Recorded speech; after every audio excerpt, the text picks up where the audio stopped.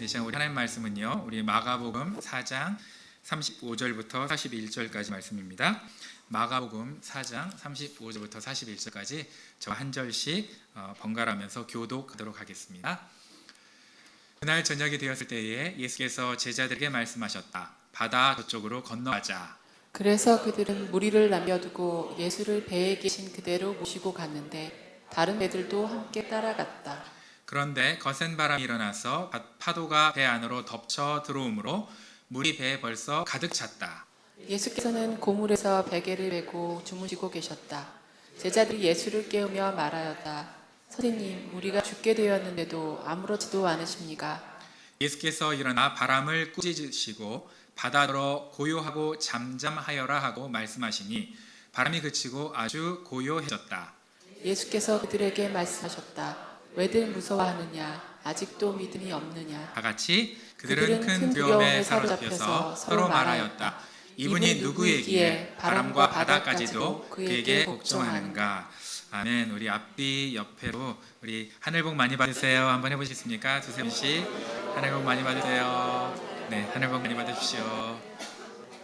네, 한 번 더 해보실까요? 사랑합니다. 한번 해보십시오. 사랑합니다. 네, 하늘 복 많이 받으시고요. 우리 사랑하는 지부시 공동체가 사랑 안에서 더욱더 성장했으면 좋겠습니다. 제가 대학생 때 4인 1실 기숙사 생활을 했습니다. 기숙사가 뭔지 아시죠? 말이 기숙사지 뭐 감옥이죠. 그렇죠? 왜냐하면 규율이 너무 엄격했어요. 얼마나 엄격했냐면 한 달에 딱 4번 외출 외박이 가능합니다. 딱 4번 외출 외박이 가능하고, 물론 저렴했어요. 그러니까 저렴하니까 규율이 세죠. 평소에는 저녁을 안 먹는 건 괜찮은데 저녁까지 제공해 준 기숙사였거든요. 저녁을 안 먹는 건 괜찮은데 7시까지 입시를 해야 됩니다. 그래서 7시부터 11시까지 5층에 도서관이 있는데 거기 가서 공부하던가 아니면 자기 방의 책상에서 공부를 해야 돼요. 자기 방의 책상에서. 재밌는 건 사감 선생님이 돌아다니면서 감시를 합니다. 공부하고 있는지 만화책을 보고 있는지 감시를 합니다. 그런 학교 기숙사를 다녔는데 신입생들이 지키기에는 버거운 규율이잖아요. 제가 2학년이 되니까 1학년 후배 2명이 들어온 거예요. 근데 이제 이 후배들이 신입생 환영회 갔는데 신입생 환영회 가는 그 순간까지 외출 외박 4번을 다 써버렸어요. 월 중순 정도 되는데 벌써 다 써버렸어요. 그러니까 무단 외박을 해야 되는데 무단 외출이나 외박을 하면 퇴사를 당하는 상황이에요. 그래서 제가 설득을 했습니다. 찾아가서 신입생 환영회 장소에 찾아가서 설득을 해서 기숙사로 데리고 오는 겁니다. 데리고 오는데 순순히 올까요? 궁시렁거릴까요? 당연히 궁시렁거리죠. 자기가 왕도 아닌데 궁이 싫답니다. 궁시렁. 안 하겠습니다. 네. 제가 한번 이게 개그 코드를 맞춰봤는데 안 되네요. 네, 안 되겠습니다. 궁시렁거리면서 급기야 도발을 했어요. 저한테 뭐라 그러냐면 깔까 뭔지 아시죠? 잘 모르시는 거냐 어르신들은. 우리 이렇게 팬다는 걸 깐다 그래요. 선배를 패겠다는 거잖아요. 세상에 이것들이 저를 패겠대요. 이런 하극상도 없잖아요. 그래서 야 니네 뭐라 그랬어? 이리 와봐 해가지고 막 제가 한 소리 했습니다. 하면서 저도 혈기왕성하니까 제가 폭력을 썼을까요? 안 썼을까요? 안 썼습니다. 왜 안 썼을까요? 그렇죠. 2대1이잖아요. 친구 같으니까. 저희 아버지가 저에게 항상 얘기하셨죠. 불의를 보더라도 언제나 잘 참아라. 그래서 제가 잘 참고 지금까지 왔는데, 어쨌든 말다툼을 심하게 했어요. 그래도 예의 바른 애들이니까 선배가 말한다고 다 듣더라고요. 그런데 다행이란다. 결과적으로 그 친구들은 제 얘기를 안 듣고 어떻게 했습니까? 그냥 갔어요. 무단 외박을 한 거예요. 퇴사를 당했습니다. 퇴사를 당했는데 제가 이제 신학대학원으로 진학을 했잖아요. 신학대학원 진학을 해서 새벽 기도를 하는데 하나님께서 이렇게 깨닫게 해주시는 거예요. 경태야, 그때 주석이는 있잖아. 그 친구 이름 주석입니다. 주석이는 있잖아. 깔까가 아니라 갈까를 이 술을 한잔 했으니까 술김에 발음이 꼬여가지고 잘못 발음을 한 거고요. 저는 홧김에 너무 화가 나가지고 잘못 들은 거죠. 술김과 홧김이 손을 잡은 거죠. 이렇게 그래서 잘못 들은 겁니다. 우리가 확실하게 들었다고 한 것도 이렇게 잘못 들을 수 있어요. 듣는 것만 잘못됐습니까? 보는 것도 잘못 봅니다. 그 공자와 제자들이 소풍 끝나고 저녁 식사를 준비하는데 그때 이제 저녁 당번이 공자를 거꾸로 한 수석 제자거든요. 자공이에요. 외우기 쉽죠? 공자, 자공. 자공이 당번인데요. 공자가 옆을 지나가는데 부엌에 있던 자공이 눈치 보더니 한 숟가락 밥술을 떠서 먹는 거예요. 그러니까 여러분들 지금 생각하면 뭐 그럴 수 있겠지 생각하는데 그 정도가 아닙니다. 유교가 확고히 이 자리 잡힌 곳에서 감히 제자가 스승이 밥을 먹기도 전에 자기가 한번 떠먹는다. 그럴 수도 있지 이렇게 생각하시는군요. 여러분들이 저한테 버블티를 사라고 했는데 제가 버블티를 사오면서 빨대를 꽂아서 한 입 먹고 갖다 드린다고 생각해 보세요. 괜찮으세요? 화나죠. 그죠? 화나죠. 그런 거예요. 그러니까 이제 괘씸한 겁니다. 공자가 제자가 내가 저렇게 잘해줬는데 그런다고 밥상에 들어오니까 화가 나가지고 이제 괘씸한 마음에 이렇게 함정을 팠습니다. 어떻게 함정을 팠냐면 야, 그 밥상 가지고 우리 먼저 조상에게 제사를 드리자 이렇게 얘기를 한 겁니다. 여러분 저랑 여러분들은 신앙생활 열심히 했으니까 뭐 제사야 뭐 제사가 아무것도 아니란 거 알잖아요. 그런데 비신자들에게는 특히 유교를 숭상하는 분들에게는 제사의 정성을 얼마나 쏟느냐에 따라서 그 사람의 인생이 생사화복이 결정이 돼요. 그렇죠? 그러니까 제사를 잘 드려야 되는 겁니다. 운명이 결정되는 거니까. 그러니까 이제 그 얘기를 듣고 자공이 어떻게 하냐면 안 됩니다. 제가 정말 이 밥은 부정이 탔습니다. 부정 탔어요. 다시 제가 밥을 해올게요 라고 얘기한 거예요. 그러니까 이제 공자가 딱 걸렸어 이러면서 이제 막 퍼부으려고 혼내려고 하는데 자공이 한마디 더 거기다가 이어서 얘기합니다. 제가 밥을 첫 술을 딱 뜨는데요, 스승님께 드리려고 첫 술을 뜨는 거기에 더러운 겨가 묻어 있어서 이걸 스승님께 드릴 수는 없고 또 버리자니 아깝고 그래서 제가 먹었어요 라고 얘기한 거예요. 공자가 얘기를 들으니까 이 제자가 자공이 너무 훌륭한 거잖아요. 버릴 수도 없고 스승에 대한 예의는 있고 그래서 먹었는데 자기는 어떻게 한 겁니까? 눈으로 내가 봤다는 사실 하나만으로 성급하게 화가 나서 오해를 한 거죠. 저희가 분명히 듣고 본 것도 오해할 수 있어요. 분명히 내가 듣고 본 건데 오해일 수 있어요. 우리 한번 따라해 보실까요? 분명히 듣고 본 것도 오해할 수 있습니다. 분명히 듣고 본 것도 오해할 수 있습니다. 네, 분명히 듣고 본 것도 오해할 수 있습니다. 오늘 본문에 보면은요, 산상수훈 산 위에서 가르쳤다 그래서 산상수훈이에요. 산 위에서 가르치신 예수님께서 제자들과 함께 바다를 건너가자 하십니다. 우리 35절 한번 보시겠습니다. 35절 보시면 다 같이 읽어볼까요? 시작. 그날 저녁이 되었을 때에 예수께서 제자들에게 말씀하셨다. 바다 저쪽으로 건너가자. 여러분, 바다 저쪽으로 건너가자 하신 분이 누구예요? 예수님이십니다. 그런데 호수 중간쯤 왔더니 어떤 일이 벌어집니까? 풍랑이 불어 닥칩니다. 37절 한번 보시겠습니다. 37절 시작. 그런데 거센 바람이 일어나서 파도가 배 안으로 덮쳐 들어오므로 우리 배에 벌써 가득 찼다. 여러분, 지금은 거센 바람이라고 했는데 예전 성경에서는 광풍이라 그랬어요. 광풍.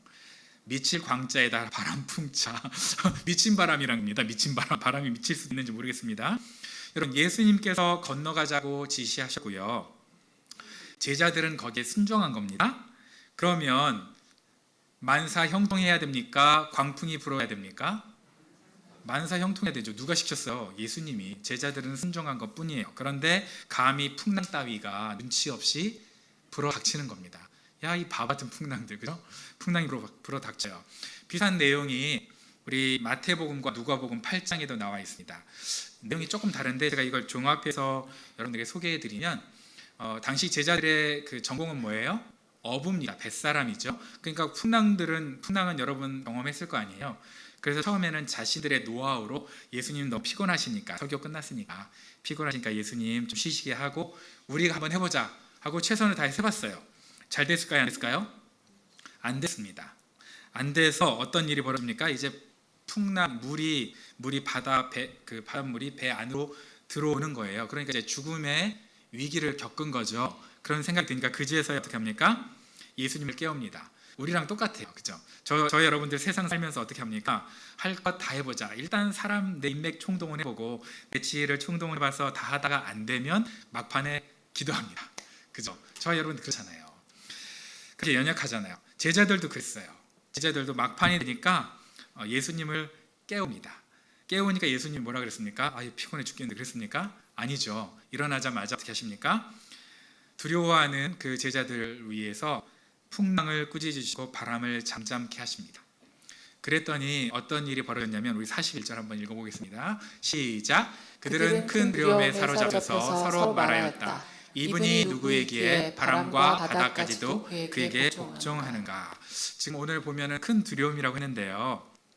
두렵다는 말이 원래 원어로는 포비아예요.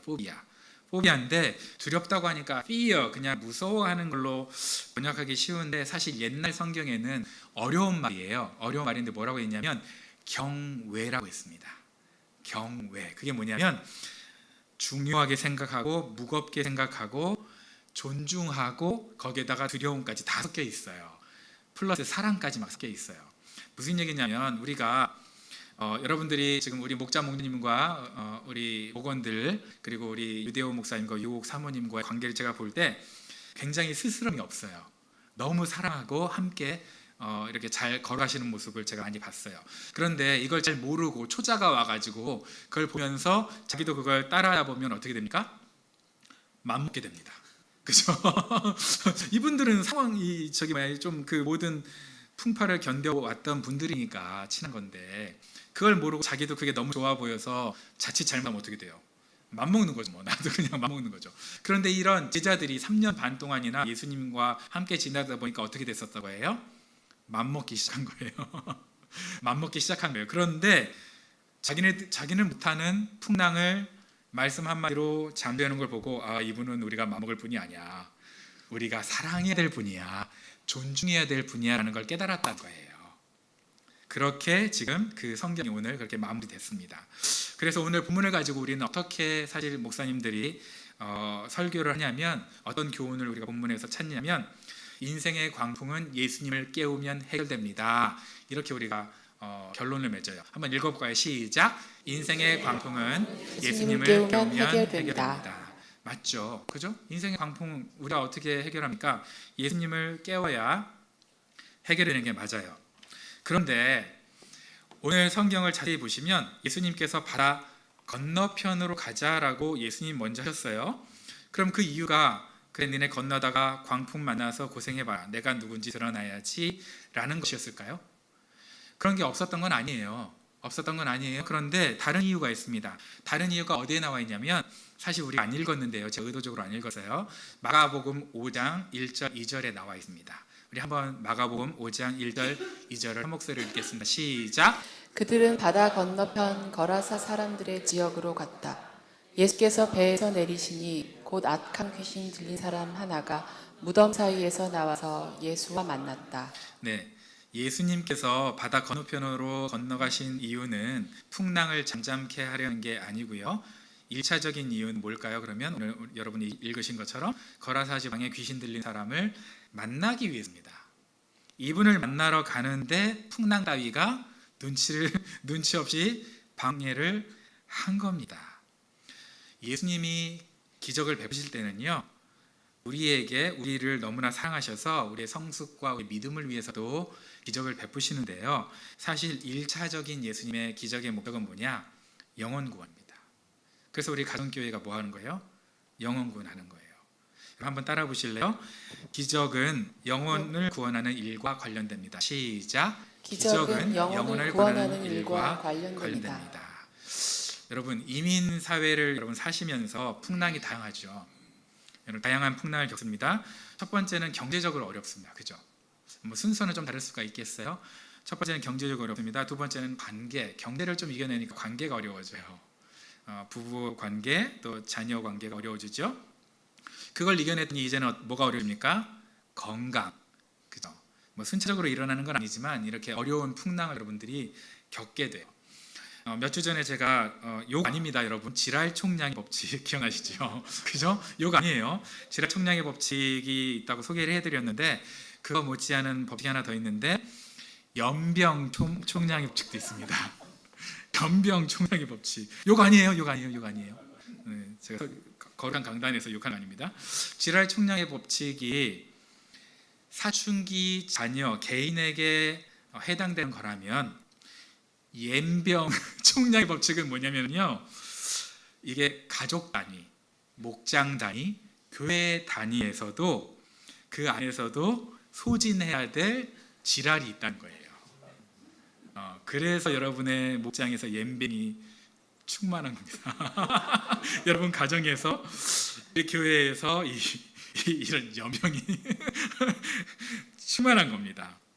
이를 한번 드려드릴게요. 여러분, 아들이 모험적이고 공부를 잘하면 오마, 딸이 지랄을 해서 풍지박산 나요. 그죠? 아닌가요? 아닌 거 보이나? 여러분, 그러면 자녀들이 착실하면 누가 이번에는 지랄을 해줍니까? 남편이. 와, 잘하시네요. 지금 그 단계시군요. 잘하시네요. 어떤 분은 그럴까요? 우리는 화목한데, 목사님 아니에요, 우리 집은 자녀도 남편도 다 괜찮은데요? 무슨 소리시는 거예요? 하는 분도 계실 거예요. 정말 아무 문제가 없을까요? 정말? 과연 누가 문제일까요? 자기만 모르지. 그분이 문제예요. 지금 웃으시는 내가 문제인 거죠. 여러분, 교회와 목장에도 다양한 광풍이 있어요. 왜 광풍이 있냐면, 독특한 사람들이 예수님의 보혈로 십자가로 구원받아서 영적인 가족이 되었어요. 그 독특한 사람들이 모였는데 풍랑이 없다면 그게 공산주의지, 그게 가족이겠습니까? 당연한 거죠. 그래서 건강한 목장과 교회와 가정일수록 조용한 날이 없대요. 건강하면 건강할수록 바람 잘 날 없는 게 건강하다는 표시랍니다. 왜냐하면 차라리 조용할 때는요, 이게 위험한 거예요. 우리 엄마 아빠 몰래 뭔 짓을 하니까 집이 조용한 거잖아요, 자녀들이. 그죠? 남편이 조용한 거 뭐예요? 내일 모레 아내가 머리에 지지 날 일이 생긴 거잖아요. 그러니까 시끄러운 게 좋은 거예요. 폭풍 속에서 차라리 지지고 볶고 같이 고생하고 울고 웃으면 무슨 일이 벌어진다는 거예요? 거기서 사랑이 싹 튼다는 거예요. 그런데 그게 없을 때는요, 그게 없을 때는 마치 다윗처럼, 다윗이 조용히 혼자 왕궁위를 거닐면서 죄를 졌잖아요. 그런 일이 벌어진다는 거예요. 그래서 저와 여러분들의 가정과 목장과 교회에 인생의 광풍이 있는 이유는 뭐냐? 그만큼 소중하기 때문에 그렇다는 겁니다. 내가 있는 이 공동체가 그만큼 소중해요. 그러면 그 소중한 사람 한 사람이 누구라는 거예요? 내가 만나는 그 사람이 그 귀인이라는 거예요. 귀신 귀자의 사람 인자 아니고 귀할 귀자의 사람 인자. 정말 소중한 사람이기 때문에 그렇다는 거예요. 그래서 우리가 소중한 사람을, 또 안 믿는 소중한 사람을 VIP라고 하잖아요. 한국에서는 VIPS에서 그걸 또 발음이 잘 안 된다고 VIP 이름 이상하고 VIP를 빕스라고 합니다. 빕스. 더 웃기죠? 별걸 다 만들어요. 제가 한번 소개해드렸던 맞긴 한데 그렇다는 거예요. 그러면 여러분, 목장에서, 가정에서, 교회에서 왜 이런 충돌과 오해가 생길까요? 왜 그럴까요? 다 잘해보려다가 그런 거예요. 다 잘해보려다가. 그런데 잘해보려다가 하면 누구 의견이 중요할까요? 남의 의견보다 내 의견이 더 중요하게 되는 거거든요. 내 의견이 더 중요하다 보면 무슨 일이 벌어지냐면 바람이 불기 시작합니다. 그게 이제 광풍이 되는 거예요. 근데 이 광풍을 더, 미친 바람을 더 미치게 만드는 게 뭐냐면요, 교만입니다. 교만. 무슨 교만이냐? 나만 옳다는 교만입니다. 나는 잘못한 적이 없다는 교만입니다. 이게 문제인 거예요. 이게. 예. 여러분, 그 베드로 아시죠? 베드로가 자기 동생이랑 친했을까요? 안 친했을까요? 친했다. 안 친했다고 생각하시네요. 어떻게 하셨어요? 베드로랑 동생이랑은 상극이에요. 안 친했어요. 얼마나 안 친했냐면, 아빠가 베드로한테 야, 너 배 들어 이렇게 하잖아요. 배 들어 그러면은요, 이제 동생한테 야, 네가 좀 들어 그러면 이제 동생이 뭐라 그래요? 안 들어? 안 들래. 그래서 안 들래예요. 이분은 연식이 좀 되셔가지고 2부 때는 반응이 좋아요. 1부 때는요, 아주 그냥 눈에서 레이저 광선 나오겠더라고요. 이거 하지 말아야지 이랬는데 2부 때 괜찮네요. 2부 때도 안 좋으신 분 계시네요. 목사님 좋았는데 오늘은 꽝이다. 그러신 분이 지금 계시는 분 있습니다. 여러분, 그래서 이 두 분이 안 친했어요. 안 친했는데 베드로는 의리의 남자였어요. 의리의 남자. 그래서 베드로가 칭찬을 받습니다. 예수님한테. 여러분, 예수님한테 칭찬받으니 괴롭잖아요, 그죠? 베드로 예수님한테 칭찬을 받아요. 세계 최고의 칭찬을 받습니다. 바요나 시몬아, 내가 복이 있다. 그러면서 너의 그 믿음의 신앙 고백 위에 내 교회를 세우겠다. 이렇게 칭찬을 해주셨거든요. 그런데 그 칭찬을 왜 받죠? 한 문장 딱 한 거예요. 주는 그리스도시요 살아계신 하나님의 아들입니다. 이렇게 고백한 거예요. 그게 뭐라고? 우리 하잖아, 다. 아침마다 하잖아요. 그죠? 한번 해볼까요? 주는 그리스도시요 살아계신 하나님의 아들입니다. 네, 우리 다 했잖아요. 우리 칭찬 안 해주냐 지금? 너무 편해하셔, 베드로만. 그죠? 베드로는 그렇게 하셨어요. 그런데 그 칭찬을 한 그날에 10분도 채 지나지 않아서 베드로는 쌍욕을 먹습니다. 예수님한테. 무슨 욕을 하셨냐면 마귀라고 해요. 마귀. 사탄아 물러가라 이랬어요. 왜 사탄아 물러가라라고 했을까요? 왜냐하면 베드로가 그 고백하자마자 예수님이 칭찬하시고 나서 제자들한테 야, 이제 내가 십자가에서 못 박혀 죽은 다음에 부활할 거야 라고 얘기했거든요. 그랬더니 베드로가 그러면 안 되죠. 우리의 왕이신데 제가 그런 일을 없게 해드릴 거예요. 제가 예수님 지켜드릴 거예요. 얼마나 의리남이에요, 여러분. 그죠? 이 정도 얘기하면 누가 막 우리 목사님을 위해서 내가 목숨을 걸겠습니다 이러면은 부담스럽죠. 부담스러운데 너무 좋을 것 같아요. 그게 뭐 빈말이든 아니든. 근데 예수님이 걷다 대고 뭐라 그러십니까? 사단아 물러가라. 마귀 새끼야 물러가. 이런 거예요. 이야, 세상에. 왜 베드로가 마귀가 됐을까요? 여러분 생각해 보세요. 안드레가 마귀죠. 그 얘기를 듣고도 뭐 그러신가 보다. 뭐 죽으시나 보지 뭐 잘 됐네. 이런 놈들이 마귀지. 어떻게 그 얘기 듣고서 그러면 절대 안 돼요. 이런 분이 어떻게 마귀가 돼요?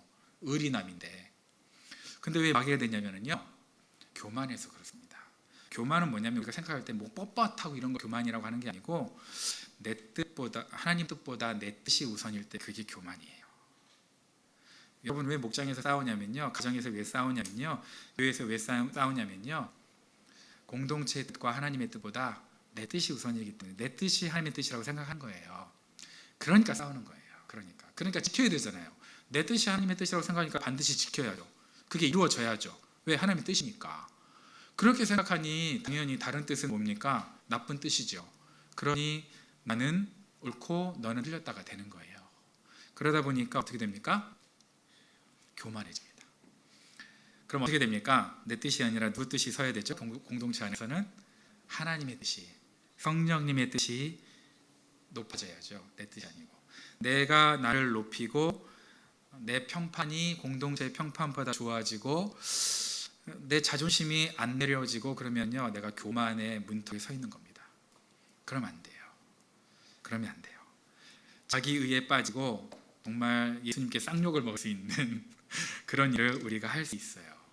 그래서 그걸 내려놔야 광풍이 멈추는 거예요. 그런데 여러분 이게 좀 아이러니하게도 광풍이 크잖아요. 내가 내 자존심을 많이 높이고 내가 화나잖아요. 왜 그런지 아세요? 상대방이 그만큼 나에게 중요한 존재이기 때문에 그래요. 그래서 화가 나는 거예요. 여러분 상대방이 나한테 중요한 존재가 아니면 내가 화가 나겠습니까? 하나도 화가 안 나죠. 그만큼 그분이 나한테 중요하니까 화가 나는 겁니다. 그래서 광풍의 크기만큼 맡겨진 사명이 큰 거예요. 광풍의 크기만큼 내가 대하는 그분이 소중한 거예요. 한번 읽어보겠습니다. 시작. 광풍의 크기만큼 맡겨진 사명이 큽니다. 여러분 그 생명의 삶을 공부하다 보면요, 두 피아노 위치 때문에 싸운 두 장로님 이야기가 나와요. 기억나세요? 네, 안 나세요? 그러면 또 안내야지. 이런 생명의 삶 들으라고. 이러면 안 되잖아요. 지난주도 써먹었는데 오늘은 똑같이 써먹으면 안 되니까 오늘은 얘기 드릴게요. 여러분 이런 얘기가 있어요. 가정교회에서는 까짓거 죽고 사는 문제 아닌데 그렇게 합시다 이거거든요. 까짓거 죽고 사는 문제 아닌데 그렇게 합시다. 그게 어디서 나왔냐면 두 장로님이 교회 기둥이신데 그랜드 피아노를 하나 사오셨어요. 근데 한 장로님은 그거를 무대 위로 올려놓자 이쁘게. 근데 한 장로님은 지금 무대도 좀 좁은데 그냥 그 밑에다 내려놓자. 이러면 두 장로님이 그거 가지고 싸우신 거예요. 근데 각각 장로님마다 추종파가 생겼어요. 그 한 장로님이 이제 너무 열받은 나머지 자기의 충파를 데리고 어떻게 했습니까? 교회를 나가버리시고 개척을 하셔서요. 한 5, 6년이 지났습니다. 두 장로님이 하필 왼수는 어디서 만납니까? 네, 한아름마트에서 만납니다. H마트나 뭐 시오마트나 이런 데서 만난 거죠. 한국마트에서 두 장로님이 만났습니다. 근데 5년이 지나니까 본인들이 좀 멋진 거예요. 부끄럽기도 하고, 그리고 너무 반가운 거예요. 그렇게 환하게 싸웠는데 반가운 거예요. 하나님 성령께서 회개의 마음을 주셨나 보죠. 두 분이 손을 맞잡고 사과를 한 겁니다. 사과를 하면서 정말 사소한 일로 너무 촉각을 우리가 세웠다, 네, 미안하다 하면서 사과를 하는 거예요. 그런데 한 장로님이 다른 장로님에게 이렇게 묻습니다. 그런데 장로님, 그때 제가 그 피아노를 단상 위에 두자고 했던가요? 장로님이 그 피아노를 단상 위에 두자고 했던가요? 도대체 누가 단상 위에 두자고 했는지 기억이 안 나는 거예요. 지네들도 자기들도 그런 거예요. 무슨 얘기냐면 서로 진리라고 그때 당시엔 싸웠는데 사실 그렇게 중요한 게 아니었던 거죠. 누가 뭘 주장했는지도 기억이 안 나는 겁니다. 그냥 서로가 사랑하는 겁니다. 그냥 사랑이 되는 거죠.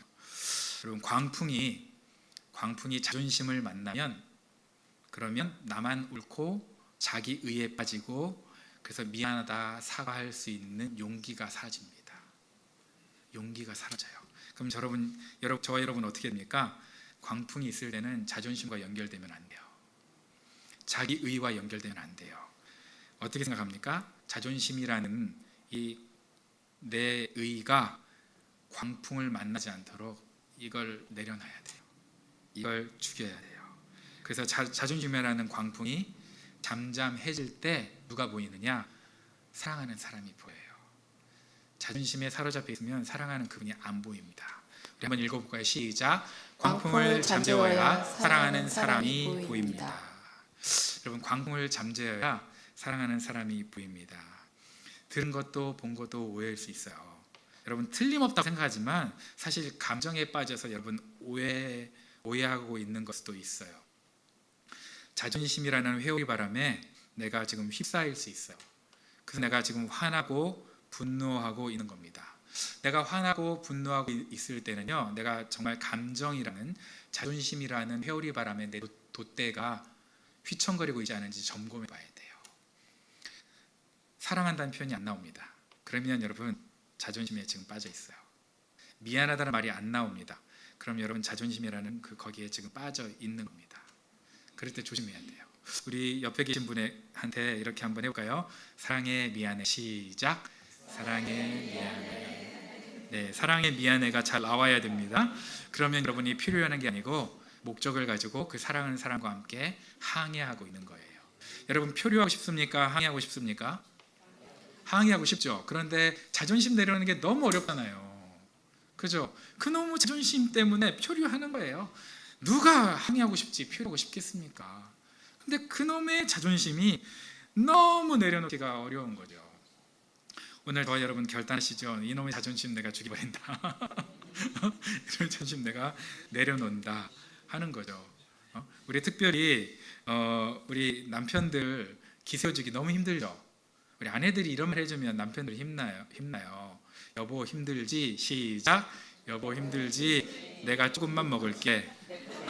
시작. 내가 조금만 먹을게. 그러면 남편들이요 조금만 벌어도 되잖아. 그러니까 죄송합니다. 아이고 이거 하지 말았어야 되는데 1부 때 안 했던 걸 2부 때 했더니 아이고. 저희 레이저 광선 그렇게 쏘시면 어떡해요. 지금까지 제 편이 있던 것처럼 그러더니 여러분, 감정에 휩쓸려서 표현하는 인생 어느 누구도 살고 싶지 않아요. 그런데 그게 되잖아요. 오늘 그걸 우리가 끊어내는 겁니다. 그리고 항해하는 겁니다.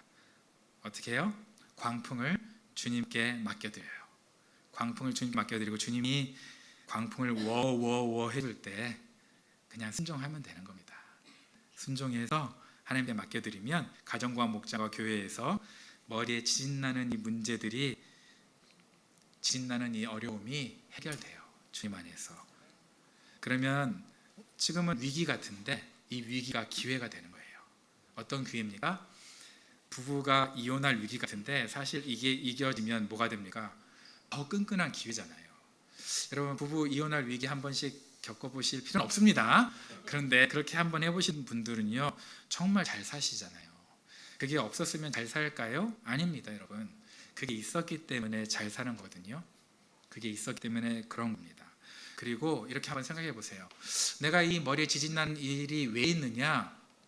이 머리에 지진나는 일 너머에 내가 만나야 될 사람이 있는 거구나. 내가 손 내밀어야 될 사람이 있는 거구나. 그래서 이걸 방해하는 거구나. 풍랑 따위가 눈치 없이 방해하는 거구나 라고 여러분들이 생각을 좀 바꿔야 돼요. 내 인상은 이렇게 만사형통 안 되고 이렇게 어렵나? 이게 아니고요. 여러분 인생이 너무나 소중하기 때문에 가만두질 않는 겁니다. 광풍 따위가 그런 겁니다. 이렇게 생각하면 얼마나 힘들잖아요. 그래도 얼마나 편해 이러려고 그랬는데 힘드네. 아이고 갑자기 먹먹해지네요. 힘들잖아요. 그래서 여러분 풍랑 가운데 자존심을 세울 것이 아니라 예수님을 깨우는 겁니다. 우리 한번 읽어볼까요? 시작. 풍랑 가운데 자존심을 세울 것이 아니라 사랑한 속도가 아닌데 다음 거. 네. 어디가 자존심을 세울 게 아니라 예수님을 깨우는 겁니다. 네, 저 한번 읽어보겠습니다. 시작. 자존심이 아니라 예수님을 깨웁시다. 여러분 문제가 없는 곳을 우리는 뭐라 그러냐면 공동묘지라고 하죠. 그죠? 문제 없는 것은 공동묘지입니다. 우리는 공동체입니다. 살아있는 곳, 문제 많은 곳은 공동체라고 합니다. 저 여러분들이 연식이 좀 돼가지만 아직은 공동묘지에서 쉴 때는 아니잖아요. 그럼 우리는 지금 우리의 삶 가운데 뭐가 있습니까? 풍랑이 있다는 건 당연한 거잖아요. 공동체로 살아가고 있으니까.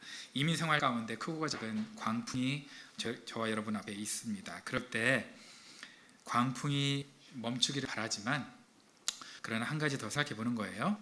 내가 광풍을 멈추기를 바라는 것 못지않게 이 광풍이 멈췄으면 하고 기대하는 사람이 있어요. 누굴까요? 건너편에 내 도움이 필요한 그분입니다. 여러분의 아내고요, 여러분의 남편이고요, 여러분의 자녀, 여러분의 부모가 저 광풍이 좀 멈췄으면 좋겠다라고 소망을 품고 있는 거예요. 왜 그럴까요? 그 광풍이 멈추지 않으면 그분은 도움을 받을 곳이 없어요.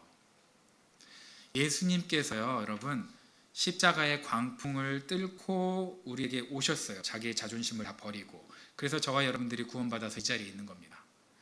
예수님께서 조금만이라도 자기의 자존심을 생각하셨다면, 십자가를 버렸다면 저와 여러분들이 이 자리에 없습니다. 그죠? 예수님은 네가 유대인의 왕이냐? 이렇게 놀래는데 그래 임마 내가 유대인의 왕이다 이러고요. 내가 유대인의 왕인 줄 알아? 왕인 줄만 알아? 온 우주 만물의 왕이야 이러면서 뒤집어 엎고 그냥 그 자리에서 나가고 모든 천구 천사를 호령해서 빌라도 법정을 엎어버렸으면 우리 구원 못 받아요. 우리 구원 못 받아요. 그죠? 십자가에 질 때 조롱했잖아요. 이 어리석은 사람들이 십자가에서 너를 구원해 내려와 봐라 했으면 저 같으면요 내려왔어요. 저 같으면 진짜 내려왔어요. 내 성품에 그거 못 참죠. 딱 내려와서 봤지? 하고 기사들이 한번 딱 때리고 어떡할 건데? 내려왔다 임마. 이럴 거예요. 그죠? 그리고 저는 새로 시작할 텐데 근데 예수님은 그 모든 모욕 가운데서도 자존심을 부리지 않고 모든 걸 내려놓고 오신 거예요. 그래서 저와 여러분들이 이 자리에서 구원받았습니다. 여러분, 저와 여러분들이 구원받을 때 이런 일만 있었던 게 아니거든요. 이런 말이 있어요. 신자는 그리스도인은 크라이스트를 만나기 전에 크리스찬을 만난다.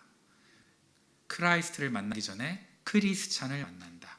저와 여러분들이 예수님을 직접 보고 구원받을 수 있지만 저와 여러분들 복음을 전해 듣고 구원받은 거잖아요. 그럼 저와 여러분들에게 복음을 전해주신 그분이 마냥 행복하기만 했을까요? 순탄하기만 했을까요? 그렇지 않겠죠. 믿음의 길이 있었고요. 그분이 저와 여러분들에게 복음을 전해주는 그 순간에도 폭풍과 지진 나는 일이 있었을 수도 있어요. 근데 그걸 이겨내시고 저에게 손을 내밀어 줘서 저와 여러분들이 지금 이 자리에 있는 겁니다. 그럼 저와 여러분들도 어떻게 해야 될까요? 폭풍 가운데 폭풍을 잠재우고 예수님 깨워서 잠재우고 누군지 모르지만 정말 간절히 기다리는 그 사람을 위해서 손을 내밀어야 되지 않겠습니까? 그분이 여러분의 자녀일 수 있고요. 여러분의 남편, 아내일 수 있어요.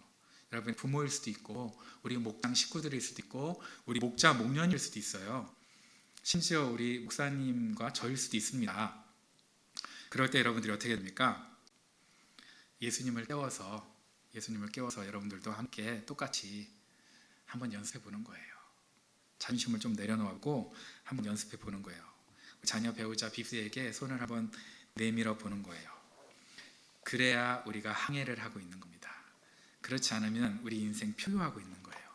내가 손 내밀 사람이 없다는 것은 내 인생 지금 표류 중이다. 근데 손 내밀 사람이 있다는 것은 내 인생 지금 항해 중이다 라는 거예요. 그걸로 우리가 그 바로미터로 알 수 있는 거죠. 광풍 너머에 여러분 큰 은혜가 있습니다. 웃을 날이 옵니다. 그래서 저와 여러분들이 자존심 좀 내려놓고 교만의 목을 좀 내놓고 이 지랄과 연명이 충만한 우리 가정과 목장과 교회에서 조금 이렇게 내려놔 보는 거예요. 그래도 막 광풍이 있으면 여러분 그럼 어떻게 하면 됩니까? 잠잠해질 때까지 윈드서핑을 하는 겁니다. 그거 타고 윈드서핑하면서 즐겁다 이러다 보면 즐거워져요 라고 얘기하고 싶은데 아니더라고요. 네. 즐거워져요. 네, 즐겁습니다. 즐겁지 않더라도 저는 이런 소망이 있습니다. 광풍 너머에 정말 얼마나 소중한 영혼이 있길래 내가 이런 일을 겪나. 저 인간이 얼마나 하나님의 사람을 닮으려고 내 속을 이렇게 뒤집나.